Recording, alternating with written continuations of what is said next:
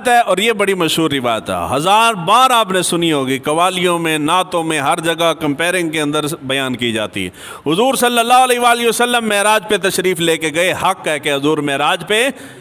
گئے، تشریف لے گئے۔ کہاں تک گئے یہ میرا رب جانتا ہے یا میرے رب کا نبی جانتا ہے، ہم نہیں جانتے۔ حتیٰ کہ حضور صلی اللہ علیہ وآلہ وسلم ملأ اعلیٰ سے سدرۃ المنتہا کراس کر کے قاب قوسین او ادنیٰ وہاں تک چلے گئے۔ اب کہاں تک گئے یہ ہم نہیں جانتے، مگر روایت بیان کی جاتی ہے کہ حضور صلی اللہ علیہ وآلہ وسلم جب سدرۃ المنتہا کو کراس کرنے لگے نا، تو حضور صلی اللہ علیہ وآلہ وسلم نے نالین شریف پہنے ہوئے تھے،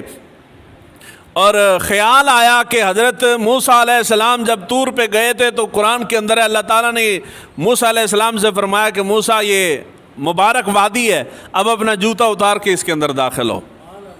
تو انہوں نے جوتا اتار دیا تھا، تو میں تو سارے عالمین کو کراس کر کے رب کی بارگاہ میں جا رہا ہوں، تو اب ادب کا تقاضا یہ ہے کہ جوتا اتار دوں، جوتا اتار دوں۔ تو حضور صلی اللہ علیہ وآلہ وسلم کے دل میں خیال آیا، حضور صلی اللہ علیہ وآلہ وسلم نے جوتا اتارنا چاہا تو اللہ تعالیٰ نے فرمایا میرے محبوب صلی اللہ علیہ وآلہ وسلم جوتا اتار کے نہ آئے بلکہ جوتا پہن کے ہی، یہ عرش جو ہے یہ آپ کے جوتے کا ہی مشتاق ہے، جوتا پہن کے آج تشریف لے آئے اوپر۔ تو حضور صلی اللہ علیہ وآلہ وسلم جوتے سمیت اوپر تشریف لے کے گئے۔ اب یہ روایات کیوں بیان کی جاتی ہیں؟ اس لیے بیان کی جاتی ہیں کہ میں کو خطیب تو ہوں نہیں، میں تو ویسے سمجھانے کے لیے بات کر رہا ہوں، اس کے باوجود دھکے کے ساتھ سبحان اللہ نکل جاتی ہے، نکلی نا سبحان اللہ۔ اور جو خطیب ہوتا ہے نا وہ اس انداز سے بیان کرتا ہے کہ لوگ دھاڑے بھی مارتے ہیں آگے، اور یہ دھاڑے مروانے کے لیے اور بیلے لینے کے لیے اور واہ واہ اور نعرے لگوانے کے لیے پھر جھوٹی روایتیں ہوتی ہیں، دوسری سچی روایتوں میں چس نہیں آتی، تو چس لانے کے لیے پھر جھوٹ کا سہارا ہوتا ہے۔ یہ روایت جو ہے من گھڑت روایت ہے، اس کے اندر شک و شبہ نہیں کہ حضور صلی اللہ علیہ وآلہ وسلم کا مقام وراء الورا ہے، اور کوئی بعید نہیں کہ ممکن ہے کہ حضور صلی اللہ علیہ وآلہ وسلم اپنے نالین سمیت ہی تشریف لے کے گئے ہوں،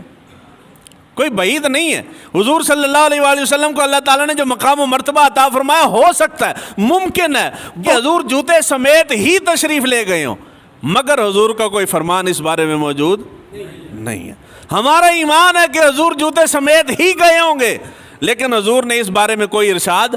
نہیں فرمایا، نہ رب کا اس بارے میں کلام ہوا۔ اگر کوئی تیسرا بندہ کھڑا ہو کے کہتا ہے کہ یہ بات ایسے ہوئی ہے، تو تیسرا بندہ تو بیان ہی نہیں کر سکتا کہ وہاں تیسرا تھا ہی کوئی نہیں،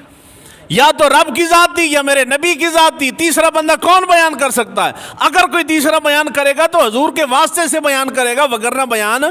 نہیں کر سکتا۔ یہ بیان ہو سکتا ہے کہ حضور نے فرمایا کہ جب میں وہاں فلاں مقام پہ پہنچا ہوں تو میں جوتا اتارنا چاہتا تھا تو اللہ تعالیٰ نے یہ فرمایا، یہ تو بات قابل قبول ہے۔ مگر کوئی بندہ بات کا کہہ دے، حضور کے واسطے وسیلے کے بغیر کہہ دے، تو بات قابل قبول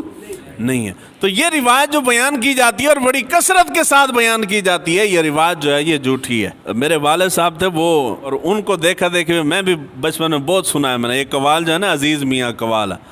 میرے والد ان کو بہت سنتے تھے، ان کی دیکھا دیکھے میں بھی سنتا تھا۔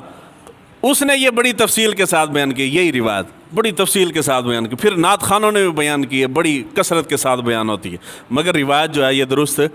نہیں ہے۔